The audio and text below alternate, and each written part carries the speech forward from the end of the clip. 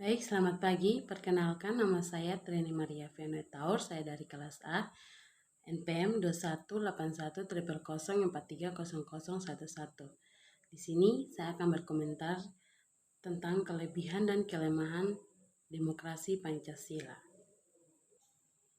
Baik, kelebihan dari demokrasi Pancasila yaitu satu, lebih baik untuk lebih banyak orang, yang artinya menurut pendapat saya yaitu demokrasi Pancasila seiring dilihat sebagai bentuk pemerintahan yang lebih adil dan kurang sewena-wena karena memungkinkan kehendak rakyat dan disahkan menjadi undang-undang sampai taraf tertentu. Ini mencegah skenario seperti minoritas kecil yang mengeksploitasi mayoritas besar yang kehilangan haknya. Seperti masyarakat, menurut pendapat saya yaitu mau dilihat bahwa kita di sini masyarakat yang sekarang tentunya masyarakat yang pemerintah pandang yaitu masyarakat yang punya kehormatan tinggi atau yang punya pimpinan, yang punya jabatan. Itu mereka mementingkan jabatan untuk masyarakat yang memiliki jabatan daripada masyarakat yang tidak memiliki jabatan, seperti rakyat biasa yang memerlukan bantuan daripada masyarakat yang memiliki jabatan tersebut. Nah, yang kedua yaitu menurut saya itu adanya desentralisasi kekuasaan, yang artinya keuntungan lain dari demokrasi Pancasila adalah bahwa paling tidak di dalam teori tidak ada orang yang memegang banyak kekuasaan, yang dalam arti banyak pejabat yang kita lihat di masyarakat sekarang bahwa mereka lebih memegang kekuasaan. Salah satu contohnya seperti ingin kita lamar kerja, yang artinya kita harus memiliki orang dalaman atau orang yang kita kenal di dalam perkantoran tersebut agar apa yang kita ingin lamar kerja di kantor atau di tempat kerja yang kita inginkan kita dapat meloloskan diri. Tidak sama dengan rakyat biasa yang masyarakat lainnya yang berjuang mati-matian ingin mendapatkan lamaran pekerjaan tersebut walaupun melalui tantangan yang mereka hadapi untuk sementara ini. Dan juga dalam keuntungan ini dapat dikurangi hingga taraf tertentu dengan kontrol informasi seperti media misalnya, yaitu menggunakan banyak kekuatan politik di sebagian besar negara demokrasi. Dan kita lihat di negara-negara besar bahwa mereka menggunakan banyak kekuatan politik yang memiliki media massa yang dimana informasikan atau di mana menjadi pendukung dan penguat tentang politik-politik yang mereka buat dalam memajukan sebuah negara. Terus ada juga dilakukan oleh rakyat dan untuk rakyat, yang dalam arti menurut saya yaitu dalam bentuk pemerintahan yang demokratis. Semua orang akan diizinkan untuk memilih dan berpartisipasi dalam mempertimbangkan apa yang mereka pikirkan tentang masalah politik, sosial, ekonomi, dan yang lainnya, atau negara itu akan memastikan bahwa keputusan yang apa yang mereka perbuat, apa yang mereka buat itu akan menjadi kepentingan mereka dan bukan hanya dari para pemerintahan, yang dalam arti publik benar akan memegang kekuasaan ya dan memiliki pendapat yang penting, dan juga perasaan partisipasi ini akan memungkinkan perasaan bangga dan patriotisme yang tidak sering terlihat di daerah dengan sistem politik yang berbeda. Jadi dalam pemerintahan sekarang jika kita tidak memiliki kekuatan yang sangat kuat atau dalam kekuatan yang kita punya, otomatis apa yang kita inginkan tidak akan dicapai. Jadi seperti media tadi, media itu adalah salah satu teknologi yang mana menginformasikan setiap sistem politik yang terjadi atau sistem politik yang digunakan oleh masing-masing partai atau masing-masing negara. Oke, yang ada berikutnya yaitu mempromosikan rasa keterlibatan. Yang arti di sini menurut pendapat saya atau pandangan saya bahwa ketika orang memiliki kekuatan untuk memilih dan mendukung keputusan dan undang-undang tertentu, maka mereka akan merasa seperti bagian aktif dalam masyarakat. Yang berarti dalam artian mereka akan merasa dibutuhkan agar masyarakat berkembang, memberi kekuatan kepada orang-orang atau membiarkan mereka terlibat jelas merupakan suatu yang akan berdampak besar pada negara secara keseluruhan.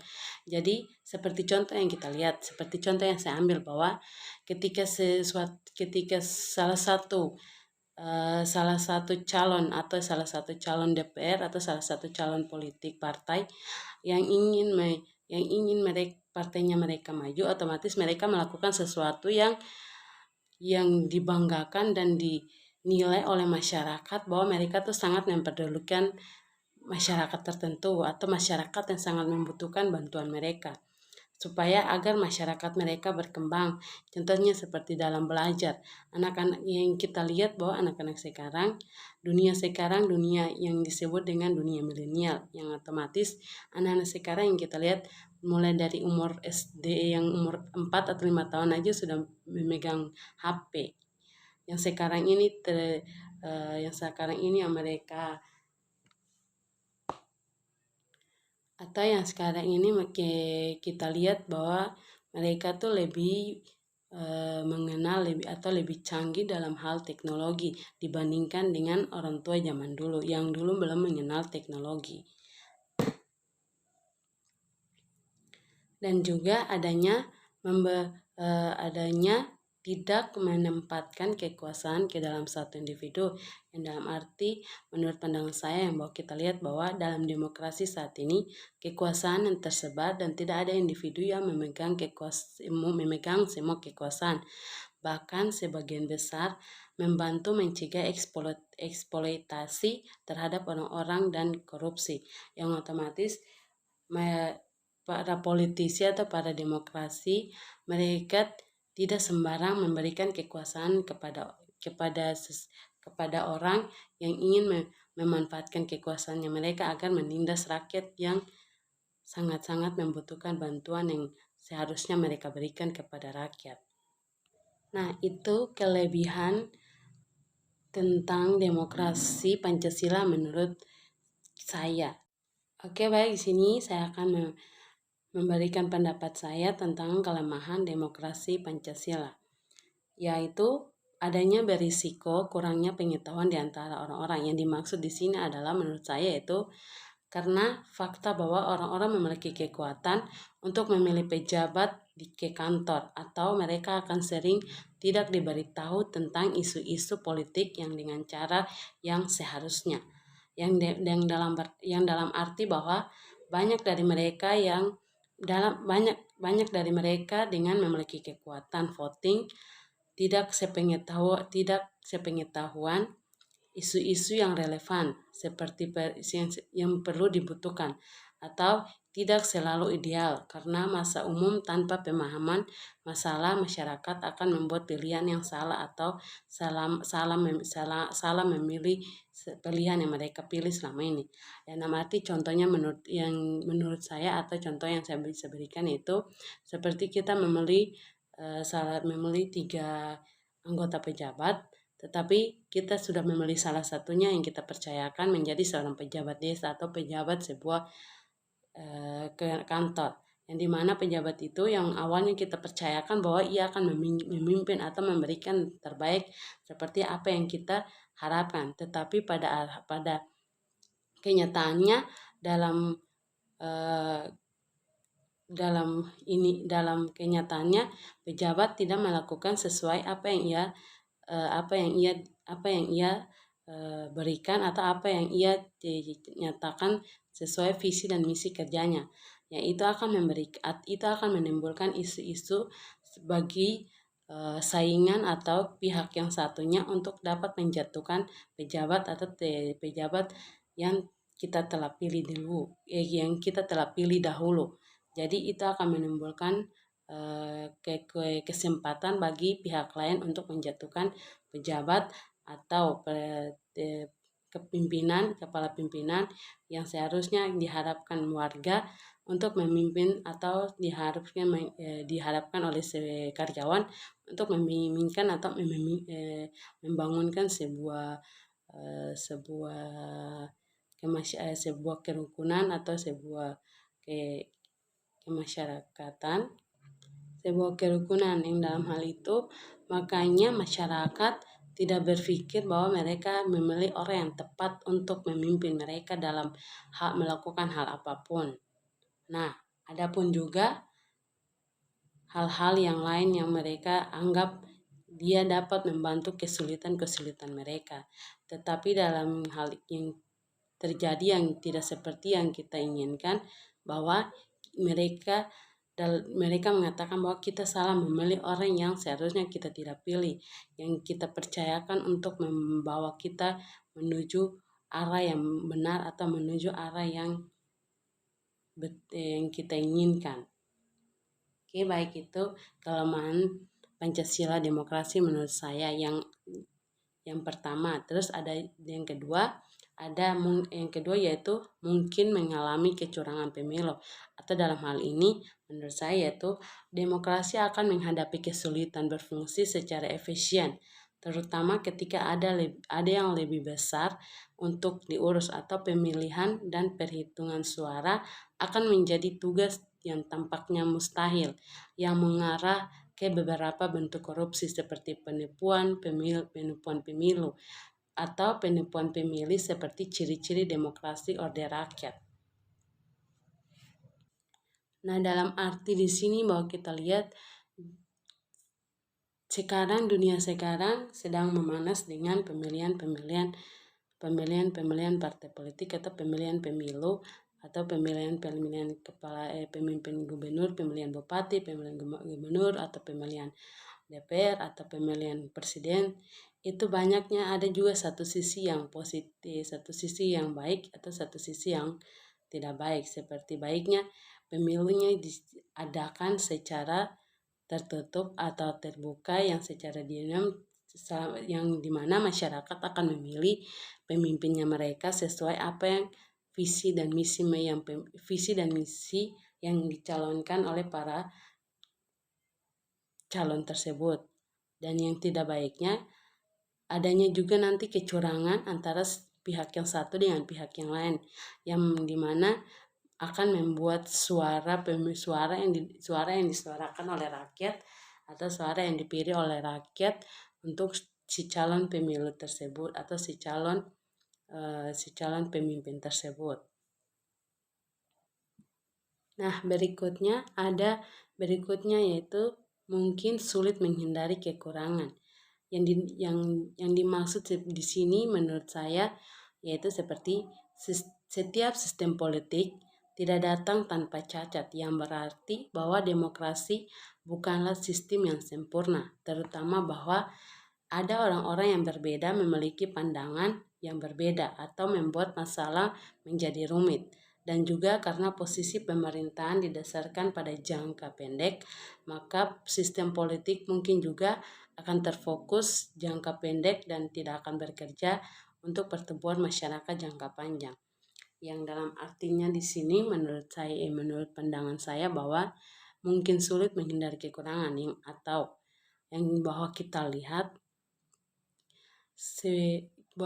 semua pemimpin atau semua calon-calon pemimpin bupati, semua calon-calon yang akan memimpinkan sebuah daerah atau sebuah wilayah tidak mungkin berjalan dengan mulus atau tidak mungkin berjalan dengan lancar. Pasti ada tidak kecocokan antara sesama pemilih, yang dimana dia memilih si A, tetapi si B datang menopoli atau memaksakan ia untuk memilih si A, bahwa si A ini memilih si B, bahwa si B yang layak untuk menjadi seorang pemimpin. Tetapi si A tidak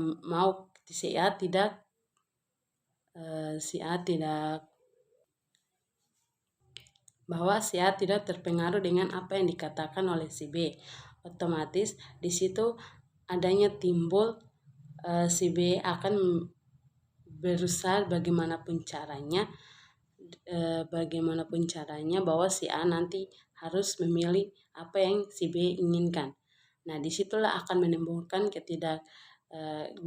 konflik antara sesama atau antara kelompok, antara individu dengan individu, antara kelompok dengan individu, atau antara individu dengan individu, yang dimana itu akan menimbulkan konflik antara sesama kelompok dalam pemilihan calon pemimpin yang mereka inginkan masing-masing.